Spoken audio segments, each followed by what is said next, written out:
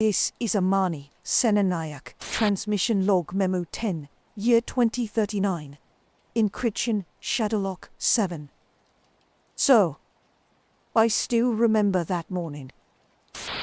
As if it's still happening now, looping in some dim corridor of my mind. I wasn't looking through the files to remember. But there it was. That day, it felt significant even then. But it took me nearly 3 years to understand why. It was a Monday. We were hiring for a few management trainee roles, something my father had done every year, without fail.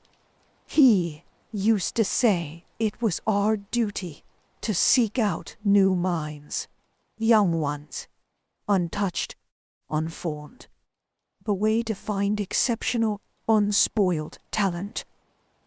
At the time, I didn't fully understand what he meant. But that day, Randy walked in. 20 years old. The grades, polished demeanor, calm. Too calm. Too calm for someone that young, that unknown.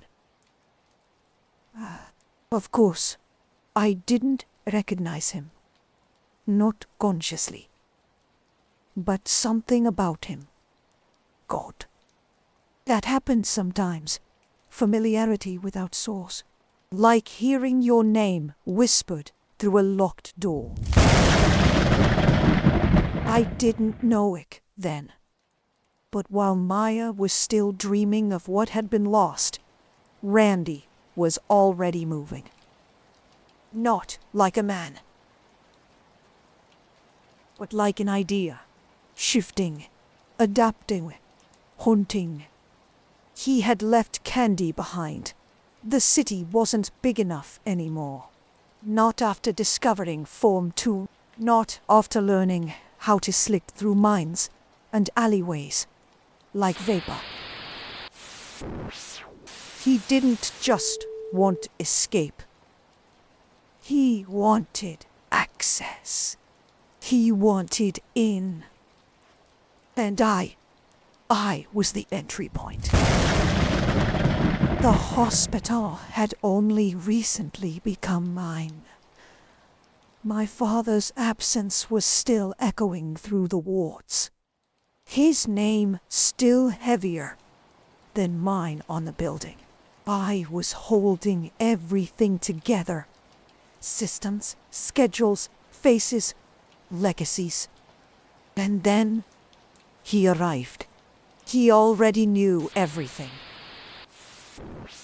The org charts, the gaps in admin, the overburdened nursing shifts, the procedural bottlenecks that had taken me months to even notice. He saw them all. And worse, he knew me.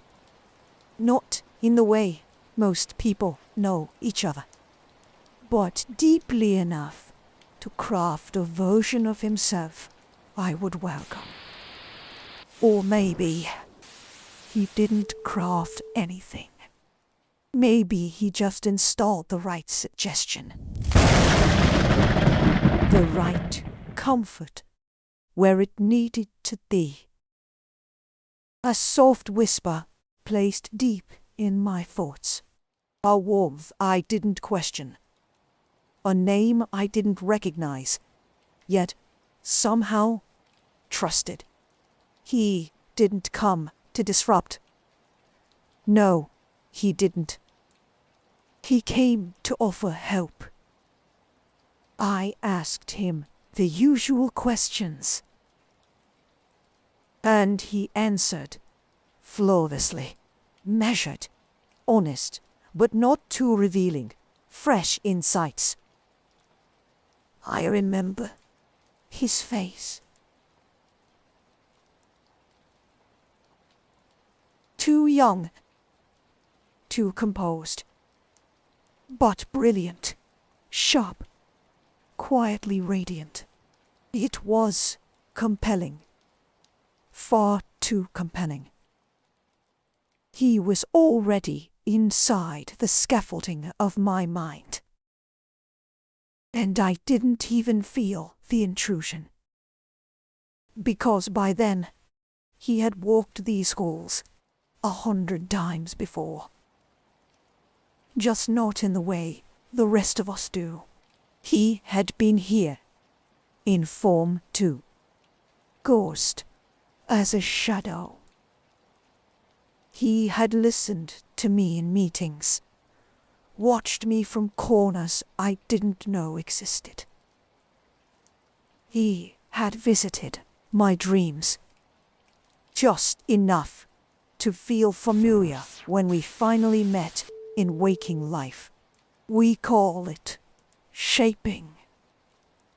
All I knew was that this young man, this stranger, sat across from me as if he had already been invited in.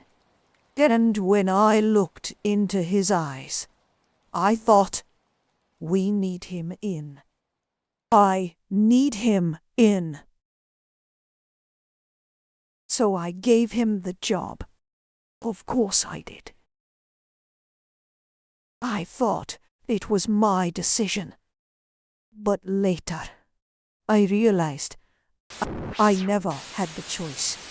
It had already been made for me. And with that one signature, I opened the door. Not just to Randy, but to everything that followed. A whole other world. The door to the wonderland. He wasn't searching anymore. He had begun. Transmission ends.